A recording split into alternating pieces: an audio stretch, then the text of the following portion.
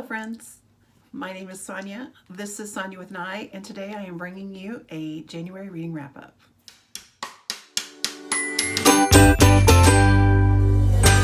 I had an absolutely fabulous reading month in January. I read a lot of different kinds of books, and I am so excited to share them with you today. So let's go ahead and get started. I started off my January with a bang, with a 5-star bang. The very first book that I read in January was Midnight at the Blackbird Cafe by Heather Weber. And this is a magic realism book. I didn't realize that Heather Weber was also a cozy mystery writer, so I'm not surprised that I liked this book as much as I did. As I said, I gave it 5 stars. But the story is about Anna Kate, and she has moved to Wicklow, Alabama to bury her beloved Granny Z, the owner of the Blackbird Cafe. Now, it is supposed to be a quick trip, and she's just going to get everything together so she can sell the place, and she starts to find that she has some history here, and she's very drawn to this very southern, magical kind of town. And for some reason, there's this mysterious blackbird pie and these blackbirds that continue to show up that aren't supposed to be in the area. And there's also like local myth of why that's happening. And the more that Anna Kate tries to figure out about herself, the more that her past becomes more and more clear. She starts to find out more things about her parentage, and she's very curious to all of that. She's always kind of been like a lone bird, I guess, not to play too funny. And then she eventually figures out, she takes her wings and starts to fly. It's just a very, very beautiful book. I like magical realism, but it's not too super woo-woo for those who don't like a lot of magic. It's just like the perfect amount of magic. It has a lot of cozy moments in it with the cafe and the recipes. Anna Kate is very interested into herbs and like herbal healing, so there's a lot of talk about that. The found family was a fantastic book. It's very southern, small town charm. I loved it. I think Heather Weber is going to become a favorite author of mine. She has several books that are magical realism that I have kind of loaded and ready to be read at any time. So yes, this was 5 stars. I really loved it. Midnight at the Blackbird Cafe. The next book I read was from the Bread Shop series by Ellie Alexander, and it is called Caught Bread-Handed. So we're going back to Tort.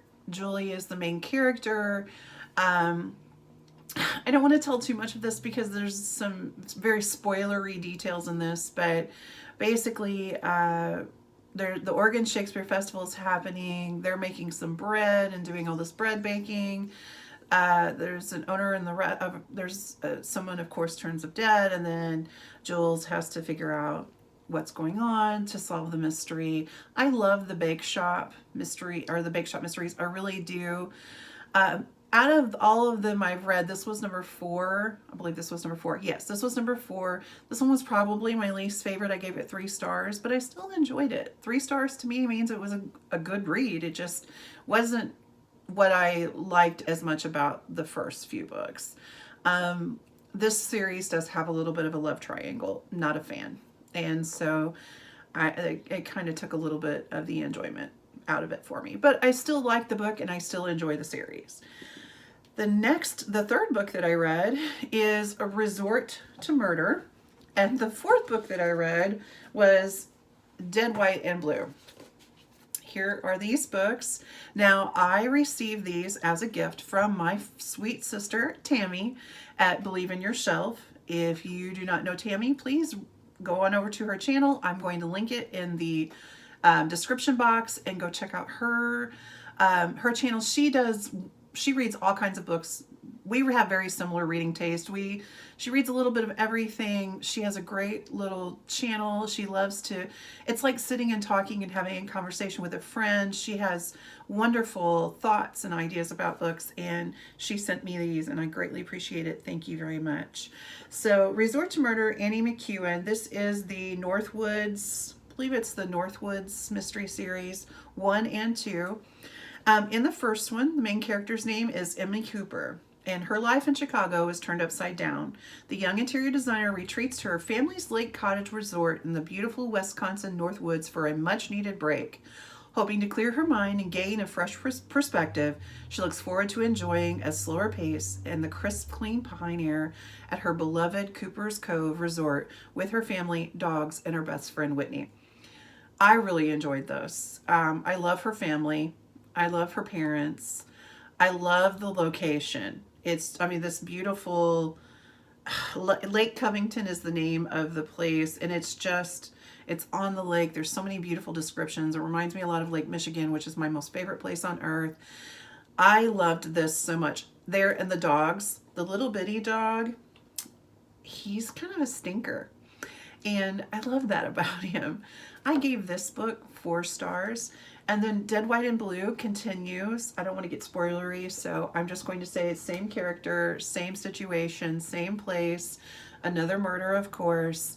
I liked the first one a wee bit better than this one. There was more of the dogs in this one, and this one, I just seem to enjoy it. There's a little bit of a romance getting into this one. I just didn't care for this one as much, but I really did like both. This one 4 stars, this one 3.5 stars. I would say if I had to average it out, I would say this is a good 4-star series for me. I can't wait to read the next one, which I believe is out now. The next book that I read was Fudge and Jury by Ellie Alexander, part of the Bake Shop Mysteries.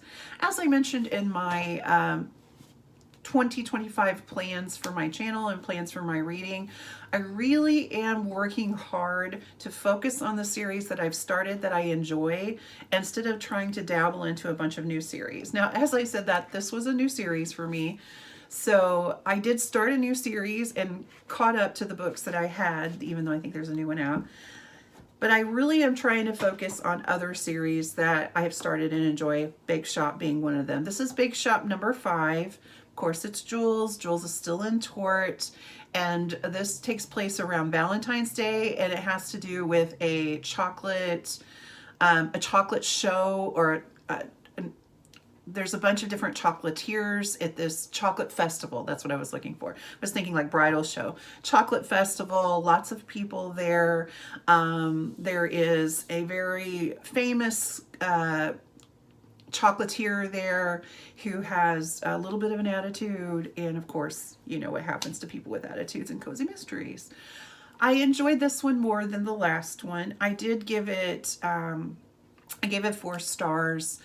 I'm hoping that maybe the love triangle is kind of now, but I really do hope that it has stopped, because I like more mystery. I want more chocolating and baking, and one of the most wonderful things that Ellie Alexander does in her writing is the fact that I care so much about the people at Tort. All the people who work there. I want to know about all of their lives. I really enjoy learning about the community. Lance is in this one a lot, which I love Lance. So yes, bring on more of the people, less of the romance, more of the food, more of the mystery. 4 stars. Excuse me. For some reason, I got really dry really fast. So yes, this is 4 stars. I will continue reading. This is number 5. I will continue on to number 6. I'm going to try to do that in February. The next book that I read was Murder at a Scottish Social. This is part of the Scottish Knit Shop. Yes, this is the Scottish Knit Shop, or the Scottish Shire series. This is number 3. It's by Tracy Hall. I really like this series. I listen to it, and the person who reads it has the best accent. So I really enjoy it. But the main character is she is very, I don't know how to explain. She is very level-headed. She's very young, but she's very level-headed. It's not real romance heavy at all. She has a knit shop called Cashmere Crush. She has a son named Brody. The grandfather it lives with them, who, his name is Angus. I love the grandfather. I love the grandfather and Paisley, the main character's relationship. Paisley has a beautiful and lovely best friend, and Paisley just continues to kind of get involved in murders. The tagline is, when a tainted Scottish shortbread cookie kills the queen bee of competitive mum cliche, click, sorry. Paisley Shaw, owner of Cashmere Crush Sweater Shop and Knitting Sleuth, must unravel the clues in the third installment of Tracy Hall's Scottish Shire mystery series. That's a great little summary without spoilers. So they have a dog who is a terrier, a Scottish Terrier. He is adorable and so cute. I love this series. If you are looking for it's one of those cozy mysteries that to me is kind of the quintessential cozy. You have your main character who's the sleuth. She has kind of a cozy job, the Cashmere Crush. You do have, there are scenes that's in Cashmere Crush with knitters, so you get that feel of things. I gave this one 5 stars. I really loved it. I will continue to read this. This is a series that I started that I want to continue to get to the end to or catch up on. So I will be moving on to number 4 very soon. The next book that I read is it is taglined as a cozy fantasy mystery. Okay, that sounds incredible to me. I love the idea of a cozy fantasy that's a mystery. But this is called The Village Library Demon Hunting Society by C.M. Wagoner. This story is kind of, I don't want to say weird. It's weird. This one's weird. But I actually really liked it. First of all, the main character is a librarian. Her name is Sherry Pink Whistle, which I laughed, that last name. And she's a librarian. She's in her 60s. The main character's in her 60s. I like older characters. And she's, if you look at her, you just think she's just this mild-mannered librarian. But she is like the town sleuth. Like, she solves all the murders in town. And for a little bitty town, there certainly are a lot of murders. Giving me a little bit of Murder, She Wrote vibes. It says Murder, She Wrote meets Buffy the Vampire Slayer, which made me giggle a little bit. But she keeps finding these like finding out about murders and then solving them, and the police are like, oh, whatever. But then someone she really cares about gets murdered, and she starts to realize that these are not just cases. This is not just things that she needs to find out. She also realizes and finds out that there might be a little supernatural reason why. This was really interesting. The cat's name is Lord Cromwell, and it's actually the embodiment of Lord Cromwell, which I thought was hysterical. Lord Thomas Cromwell. It's very amateur sleuth, but she's very smart. She has a lot of heart, but she's very active and witty, and I thought it was interesting. I gave it 3.5 stars. As I said, it was kind of weird. I did listen to this instead of eyeball read it, and maybe if I eyeball read it, some of the parts that I was like, this is kind of weird, wouldn't have been so weird. But this is paranormal heavy. If you do not like paranormal, this is probably not for you. But if you like paranormal, you like a little older sleuth, not a lot of romance, this is for you. The Village Library Demon Hunting Society. And oddly, it was a bit cozy too. So this is a great one. I love bookish cozies, and I like any books that are bookish. So this was great. 3.5, pretty good. Good, almost 4 stars. Nice read. The next one I read, I got in a fantasy mood. And another cozy fantasy is Bookshops and Bonedust. This is by Travis Baldree. This is the prequel to Legends and Lattes, which was one of my favorite reads of last year. And I gave this 5 stars as well. This is about Viv, the orc. It is when in her younger life. So Legends of Lattes is when she's kind of done fighting. She's done. Here she's wanting to get out there. She's wanting to fight, but she gets injured.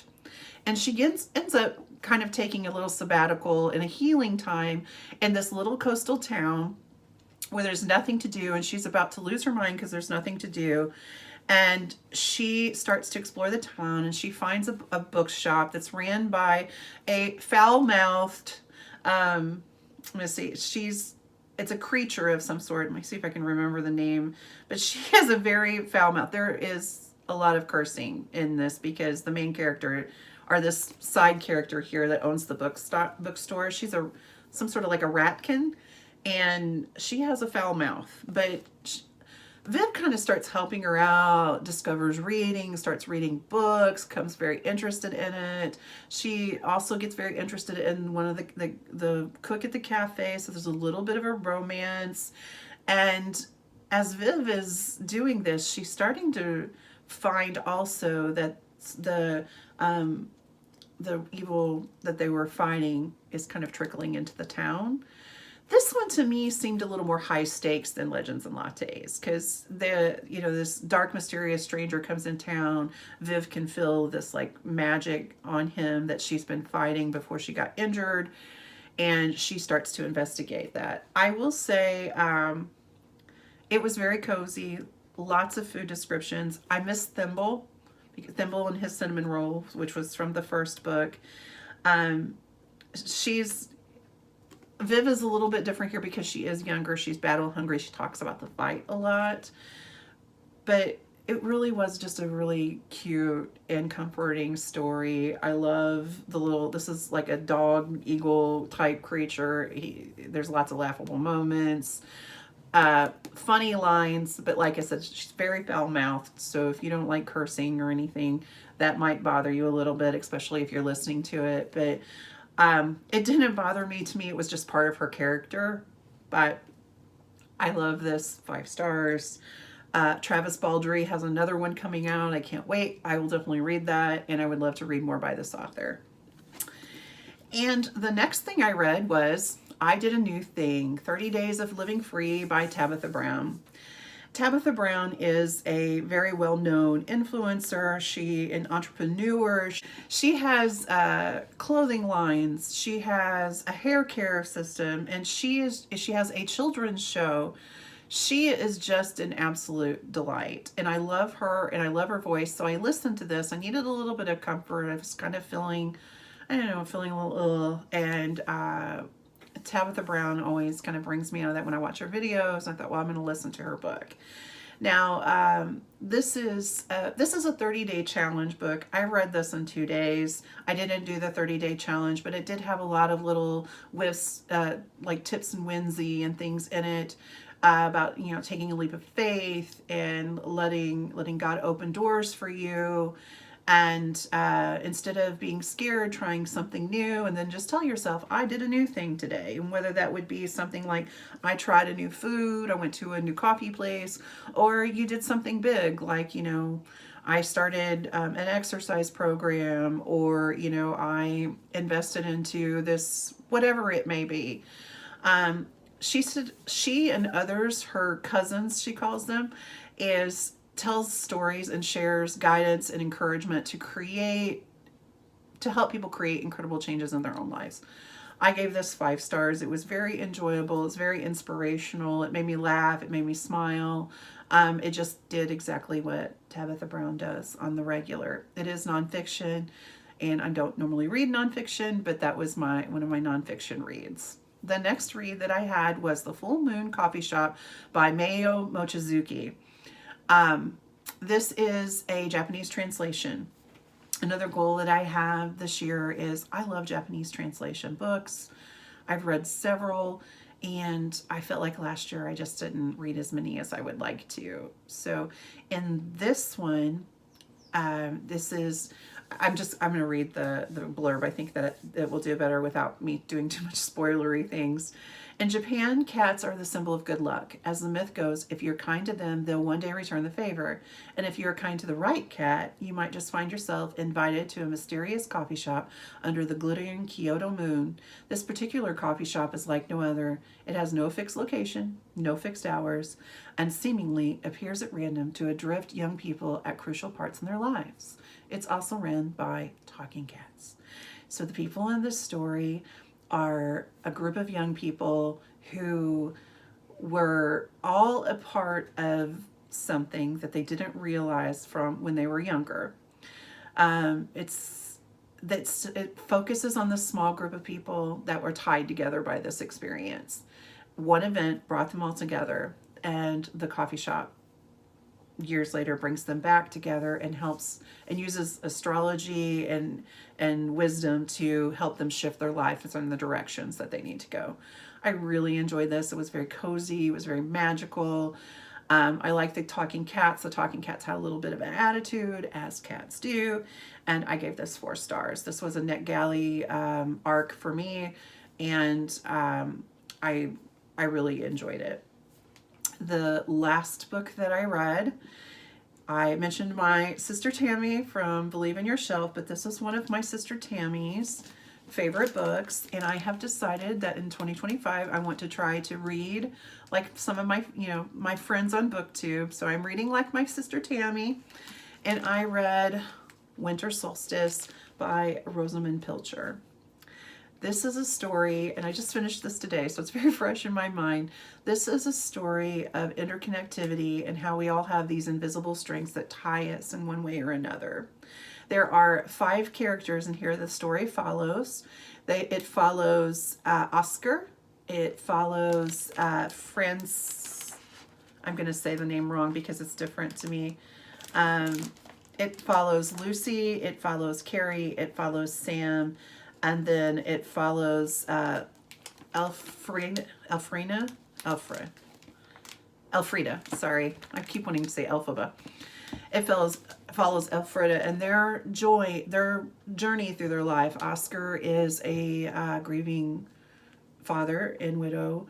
Elfrida is an older woman who has also a widow. She's also grieving. Carrie is grieving a relationship. Sam is grieving a relationship. And Lucy is a 14-year-old girl whose mother is horrible and her father is awful, and she is just trying to matter to somebody. It was touching. I teared up a few times. The group, as they get together, they end up in this beautiful place in Scotland in a small town, it's kind of like a resort, I guess, but it was once upon a time like some sort of working estate, and now it's just, kind of a community where people live, and they share Christmas. And there wasn't a lot of Christmas in it, which I was fine with because I read this in January, but the snow and the talks of snow and the cold and the fireplaces and the cozy activities they do and all of that, it really was an enjoyable book. I'm still kind of thinking on my rating. It's teetering on 4 to 4.5. This is a big book. It was 17 hours listen. I did a little bit of both, and I was interested in it. So I probably would give this a 4-star, 4.5 star, but I want to think about it some more because I've just digested it. And if I say, oh, I'm going to give it this rating, then I'm afraid that I won't, give it the best that I could. So thank you, Tammy, for sharing this wonderful book. And for all of you, and several people made comments when I said I was reading this, for all of your encouragement. I believe this is also a favorite of my sweet cousin Fiona from Reads and Eats. So thank you very much for suggesting this book. I did really enjoy it. A good winter read. The 11 books that I completed in January, but I do have 2 books that I have started that I will continue to read throughout, hair on my face, throughout the year. And the first is our gal Gladys Tabor. I will be reading Still Meadow and Sugar Bridge. This is Gladys Tabor and Barbara Webster. This is an epistolary novel where it starts in January, and these 2 ladies write letters back and forth about their daily life and on their property or their farms. It starts in January, and it's just a friendship between Gladys and Barbara. Barbara was also a writer, and I can tell that Barbara is more of like a classic, like she writes very like professional. Gladys writes like she speaks, which I love that. And of course I love Gladys. So I am enjoying their little letters. It's just two letters between women, and daily life. Barbara talks about her husband. Gladys talks about her dogs and her child, her daughter. Just very, very sweet. I'm looking forward to reading the rest of this year, but I did read the January portion of this book, and I am also reading this book this year throughout the year per month, and this is The Book of Still Meadow by Gladys Tabor. This is number 2. I read Still Meadow Sampler last year. I fell in love with it, and I am reading, I've read the January portion of this. This is just talked about the different, just her life, where she is at, and how she feels about winter and her wintering activities that she's doing, raising her dogs. She has a little bit of poetry in here, which is really lovely. I'm very much enjoying this, and I will continue to read this as well. Now, I have also I'm going to add on my plans for February reading. I do have a little bit of a February TBR because February is Retro Romance Readathon. I'm so excited for that. And the Retro Romance Readathon is sponsored by my dear friend Storm at Storm Reads and my sweet friend Sarah from The Bookish Knitter. They do this, or they host this readathon every February, and I really look forward to it. It's so fun to find or see books that that you have a purpose for, and a couple of these I've been holding on to because I was like, oh, I'm going to read that for the Retro Romance Readathon. Now, I know that there are prompts for the Retro Romance Readathon. I just chose some books that I thought that I would enjoy. I don't know if I'll really follow the prompts, and if I luck into them, that's awesome. I think one of them is read something from nostalgic, and you're not going to get much more nostalgic than this book for me. This is the Sweet Dreams, Never Love a Cowboy. When I was in middle school, I read every one of these the library had. They had the little spinny racks. I read them all. And this one, it was love at first sight. Bitsy is thrilled when she moves from a crowded New York City to colorful Austin, Texas, and even more thrilled when she sees handsome Billy Joe riding his horse to school. For Bitsy, it's love at first sight. Ooh, it looks like we have cowboy romance. Look at me being stylish. Look at me being in vogue here. But when Bitsy's new school radio program grabs everyone else's attention, Billy Joe's eye reminds on gorgeous Betty Lou. Can a city girl like Bitsy ever win the heart of a Texas cowboy like Billy Joe? I probably read this. I don't remember because being in middle school, I was, 800 years ago. 1982 is when this was published. I was not in middle school in 1982. I was in middle school about 87, but I'm sure that I probably read this or something very much like it. Looking forward to reading this. And I mean, look at this. Look at her outfit there. She looks like she is on her way to the Garth Brooks concert. I love it. The next one is also very retro that I didn't read, but is very much from my high school days. It's Sweet Valley High. This is number 1, Francine Pascal's Double Love. Francine Pascal just recently passed away. My sweet friend Elizabeth from Lizzie Faye Loves Books, thank you Elizabeth, sent me this. And I'm excited to read this. I know that Sarah really loves these. It looks like another love triangle, but we will see if the teen fact and the nostalgia helps to soothe my heart when it comes to love triangles. Elizabeth and Jessica Wakefield are identical twins at Sweet Valley High. They're popular, smart, and gorgeous, but that's where the similarity ends. So it looks like one of them is very sweet and nice, and the other one's a little snobby, and I think they're going to fight over the same boy. I'm looking forward to reading this as well. I chose this to read for the Retro Romance Readathon, and when I was doing a little research and actually read a little bit of it, I think this is more of a mystery. It's one of these this is from a teen novel. I believe it's from the 1950s. It's called Truth to Tell.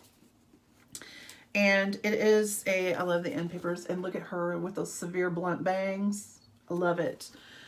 But as I was reading it, it is a summer book, and it talks about secrets that her father is keeping and what she's going to do to figure them out. And I was like, I was thinking this was a romance. Like, here's this pretty girl sitting here, and then this gentleman is, you know, admiring her beauty, but apparently not. 1965 when this was written. So I might be saving this for another time to read, maybe at the end of the month if I have enough time after reading these. And the last, this is the one I'm most excited for. I was just taking a little stroll in my library the other day, and I saw this on the shelf. Gladys Taber. This is a novel. I have never read a Gladys Taber novel. I've read all of her not all of her nonfiction. All the ones that I have read is nonfiction. So this is Spring Harvest, and there's our sweet girl Gladys. I love her so much. She's so cute. She looks like my granny. She reminds me so much of my granny. So in Spring Harvest, much has happened in those last college weeks before commencement, and so much did happen to students and to faculty members and even to townspeople in those lovely long days in the spring of 1914 at the little coeducational college of Westerly in Wisconsin. Impetuous Julie Prescott thought she could never love Mike more than she did, but by commencement she had found that she could, and she had grown up in the process just as Mike himself had attained a new maturity. Oh, I can't wait to read this. I can't wait to see what kind of what she's like as a novelist. Very much looking forward to this. I probably will tackle this one first since it is a library book. I think that one of the prompts in the retro readathon is spring or summer, which that's Spring Harvest. So that would fit in there. So these will be my retro romance readathon choices. And I'm really looking forward to it. Thank you, Storm and Sarah, for hosting it. And thank you very much to you. This has been a very chatty, long video. If you've enjoyed this, or if you're still here, you are a real one. And how about, let me think of something that January, we had a lot of snow in January. So if you have lasted this long, leave a snowflake or a snowman in the comments below. If you have read any of the books that I've read, or have plans to do the retro romance readathon, or you just want to generally chat, let's chat about it in the comments. Thanks again for being here. You make the world a better place just by being a part of it. I appreciate you. I thank you. And until next time, goodbye. Happy reading.